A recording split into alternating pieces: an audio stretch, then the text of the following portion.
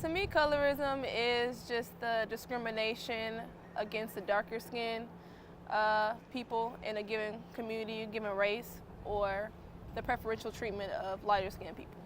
You know, at first thought when I hear colorism, I think of another form of racism, a more watered down form of racism, since in today's society, racism isn't, it's not accepted anymore.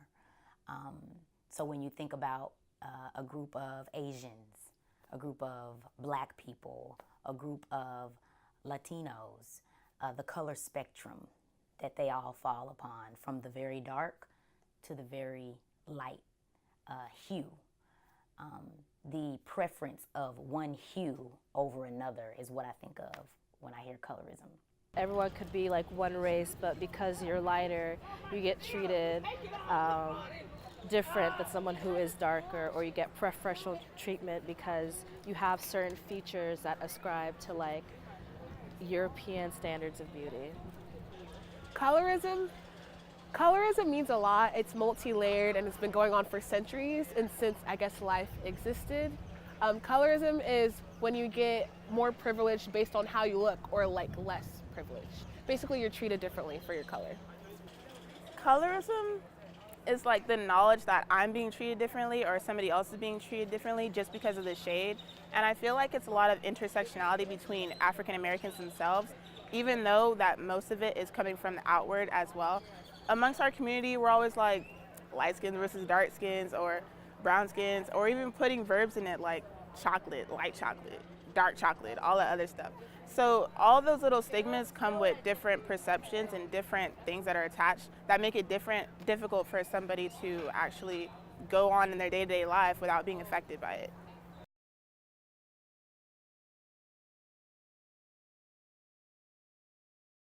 Well, it's very deeply rooted. If we're going to talk specifically about black women, we can go back to, like for example, to get into sororities, the history of it. They used to do a brown paper bag test where you would hold up the brown paper bag against your skin, and if you were lighter than the bag, then you were in. If you were darker, then you were out. They also had the pencil test where they would run it through your hair, because you know black people have coarser hair.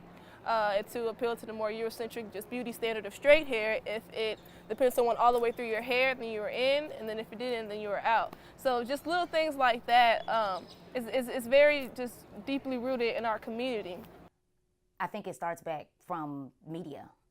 I mean, it goes all the way back to the transatlantic slave trade, but I think that it affects us so much because we are constantly reminded through media institutions that this is the preferable black woman right here. She is no darker than a brown paper bag. Her hair is straight, it's silky, and she has a narrow nose, and we will contour her face, and we will do lightening techniques, whether it's in a magazine, or we will when it comes to films and TV shows, we're going to pick a fair-skinned light woman so we can get the dark audience, but still not turn off the white audience. So I think when years and years and years of seeing a version of yourself that doesn't really physically look like yourself, you turn on the TV, you see lighter skinned women, and you're a dark skinned black woman, you rarely ever see yourself on television. I think that subconsciously, not in the front of your mind, but subconsciously, you start to notice,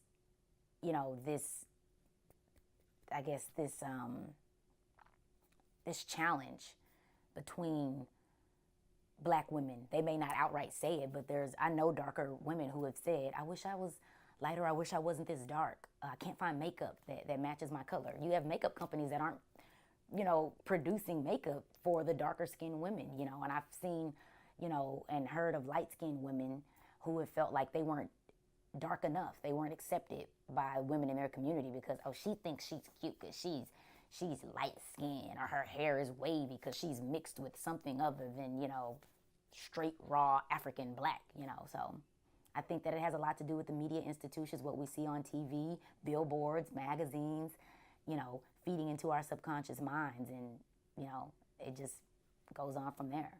Valuing light skin over dark skin has to do with its proximity to whiteness. You can look back at things like, house slaves versus field slaves and how that power structure works. But then if you add beauty standards to that conversation, I think that's where it more so is is significant between black women. I think it's like residual, not self-hate, but residual hate from like colonial times. Like, cause I can only speak to the African woman cause I'm African, but dealing, like when they came, like women who were seen as light-skinned were seen as more beautiful and more accessible, and they were the ones who were allowed to get jobs, and they were the ones that were like seen as more beautiful. So going into the future, like coming towards the present, it's become more like a status thing. Like if you're light skinned, you can get more privileges or you're more beautiful. And then our beauty standards are really Eurocentric. So the closer you are to white, the better you are. And so you're judging your beauty based off like a J-Lo and like a Beyonce. So girls who don't look like that are like,